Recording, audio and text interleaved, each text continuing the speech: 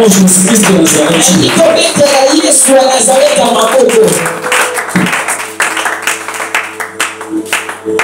Praise the Lord. Praise the Lord.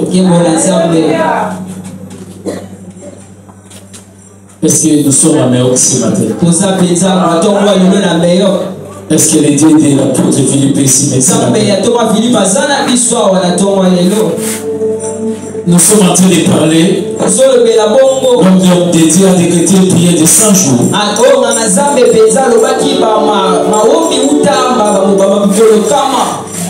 Même si vous vous connectez dans la passée dans le matin, si vous outils, c'est un problème. Praise the Lord.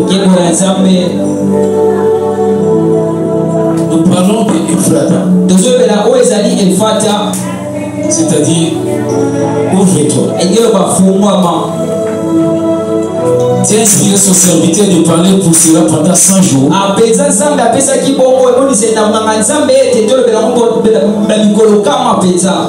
Et cette semaine, nous avons été abondamment bénis.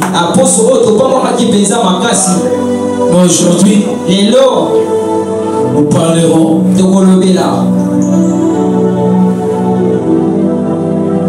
c'est toi le choix de Dieu. C'est toi le choix de Dieu. Praise the Lord. Praise the Lord. La parole de Dieu vient d'être prêchée. Il s'agissait des enfants d'Israël. Israël composé de 12 tribus. Cela a commencé lorsque Jacob a mis au monde ses tout fils. Il y avait une fille qu'on le comptait pas, s'appelait Dina. Mais avec les 12 tribus d'Israël, il y avait des choses qui devaient se passer. Je suis en train de te parler ce matin. Lorsque nous verrons dans ce monde, c'est qu'il y a toujours des différences dans notre famille, dans nos quartiers, dans notre travail, dans toutes les choses qui se passent. Si elle a choisi Moïse et Aaron, c'était de la tribu de Lévi. Lorsque Dieu les a choisis, toute tribu d'Israël c'était contre cela. Il disait que c'est faux. Dieu ne vous a pas choisi. Ce n'est pas Dieu qui vous a choisi. Comment bien? Il y a des choses dans ta vie. Lorsque Dieu te parle, même si le monde ne croit pas, mais toi, laisse le pouvoir à Dieu. Même si le monde ne croit pas, c'est toi qui connais. C'est Dieu qui t'a dit. Il m'a dit ceci. Le choix de Dieu est parfait. Amen. Acclame la parole du Seigneur.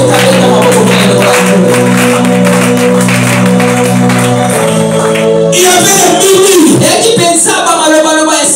Qu'est-ce qu'il croit? Toujours lui pourquoi? Il y a rien qui marchait.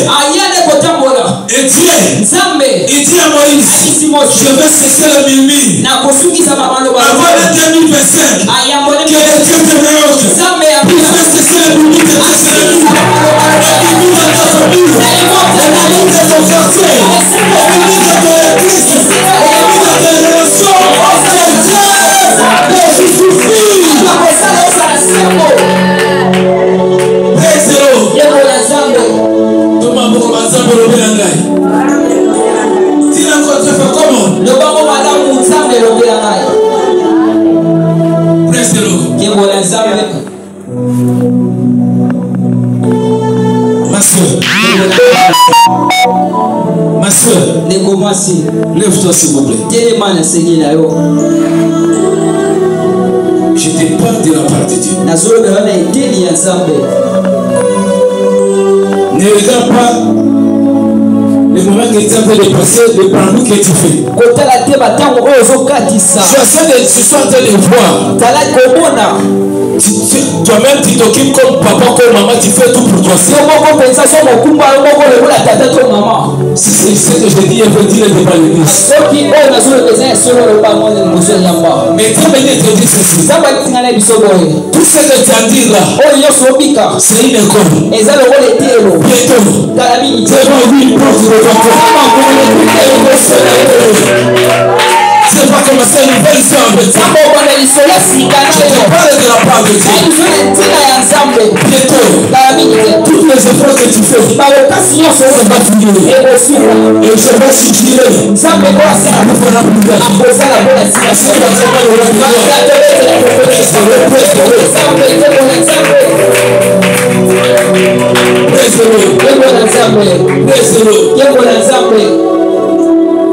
Oui, tu veux te dépendre pour toi. Je peux dire ce qu'il a donné. J'attends la voix de ton cœur.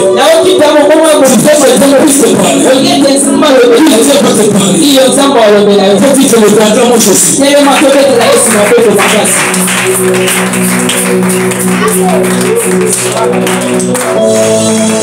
Je travaille sous l'onction de Méoc.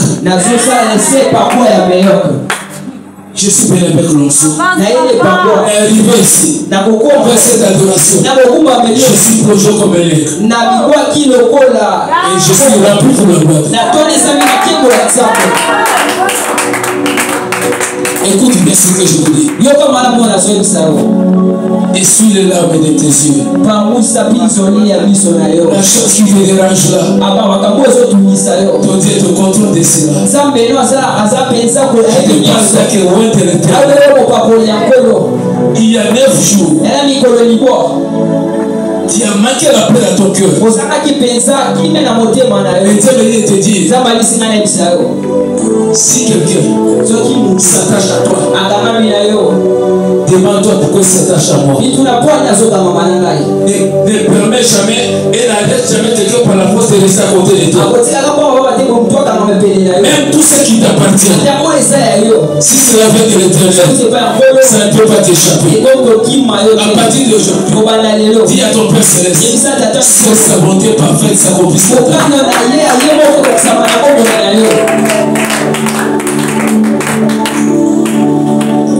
Moto nyonso oyo asala o mabe nazobisoka mongo na nzambe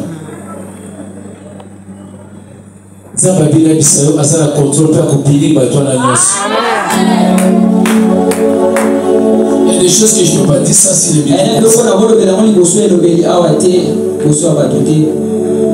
tika ya kasaka ikozwa mbongo tika ye mbongo eza motoki nao soki eza bavie base ya solo nzambe akokutana. Je te parle de la part de Dieu.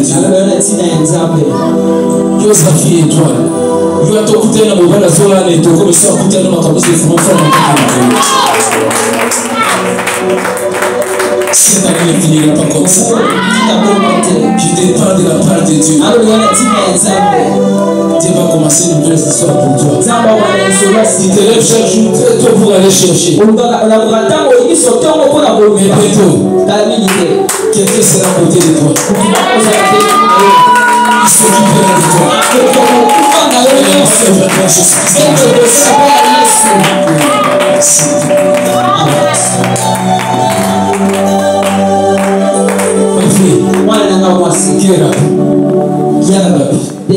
Oui.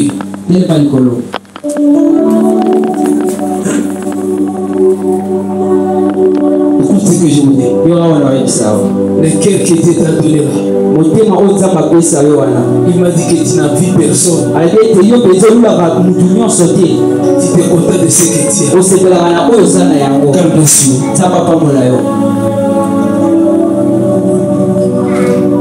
Oublie. Dors. Lala, mange, lia, bois, mais là, j'entends un bruit. tu vas terminer l'université.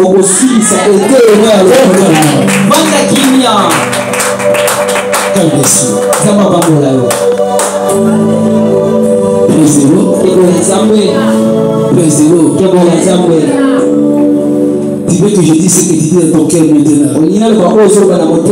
Je parle à ceux qui sont. Que je le dise? Acclamons pour Jésus. Écoutez-moi bien. Les enfants d'Israël, il y avait une confusion. Comment est-ce qu'il était la choisi?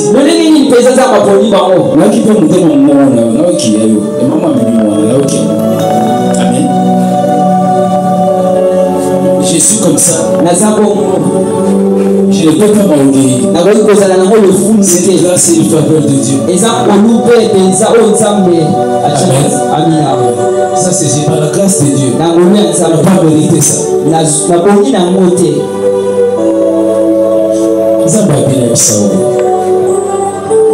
ne suis pas béni prophétiser.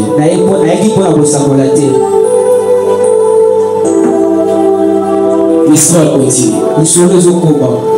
Ce n'est pas encore terminé. Laisse la famille parler comme ils veulent parler. Si le diable ferme à gauche, Dieu ouvrira à droite. Il faut arrêter de pleurer. Il faut arrêter de pleurer. Tu dois arrêter de pleurer. Tu dois arrêter. Quand tu as fait un grand avenir, écoute, tu te parles de la part de Dieu. Tu dois arrêter de pleurer. Tu ne finiras pas ici. Tous les projets que tu as appris avant, ce n'est pas encore terminé. Les Dieu de la Bible, c'est un Dieu véritable. Les gens t'ont fait beaucoup de mal.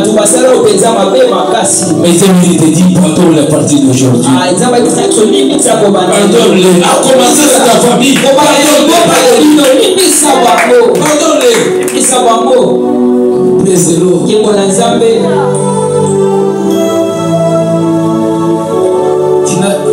Ton ambition c'était de vivre hors de l'Afrique.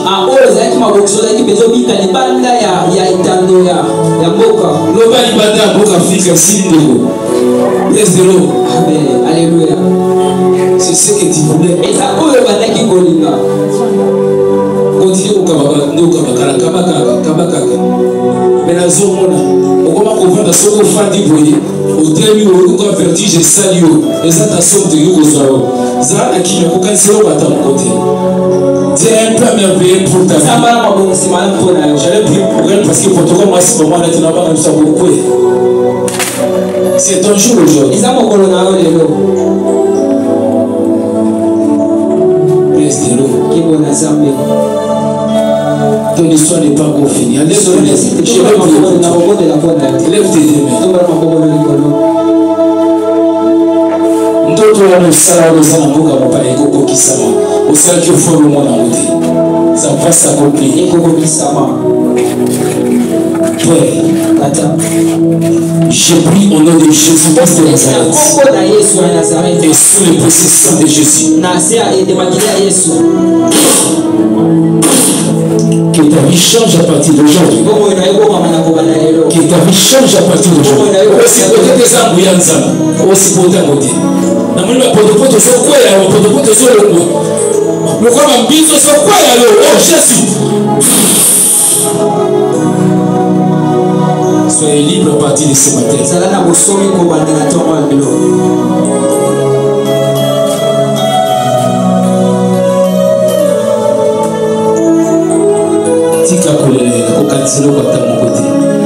L'histoire continue avec Dieu. Nazomona biko koti na salle do bakali soko bimate de Jésus-Christ alongoli maboko ya mulili wana Yesu abateli yo. Est-ce que vous avez opération? Ou bien koyate nzaba kobondela yo toujours. Ako permettre ako pe jamais. Praise the Lord. Église peut vous dire mes la sœur. Et ya maboto kwa maboko na bino kotangisa mana ndiko na. Yesu kwazi bantu nyonso bakozwa. Aza mutema polele. Mais faut mo kaka nde azaka matata azaka kanda makasi. Yango ndezo kangeleko na porte belé. Élève tes deux mains. Tout le monde peut bondela. Priez pour la sœur. Bondela pona ndeko mwasi oyo. Que son jour aujourd'hui. Okolona elelo. Que Dieu ouvre des portes. Zamba fumula bikuki des portes de bénédiction. Ya papa moli. Alléluia.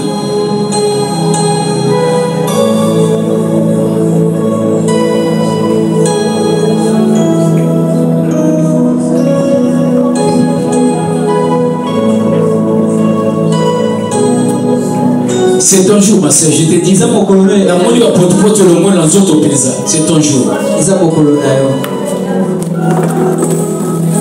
Acclamons le roi des gloires.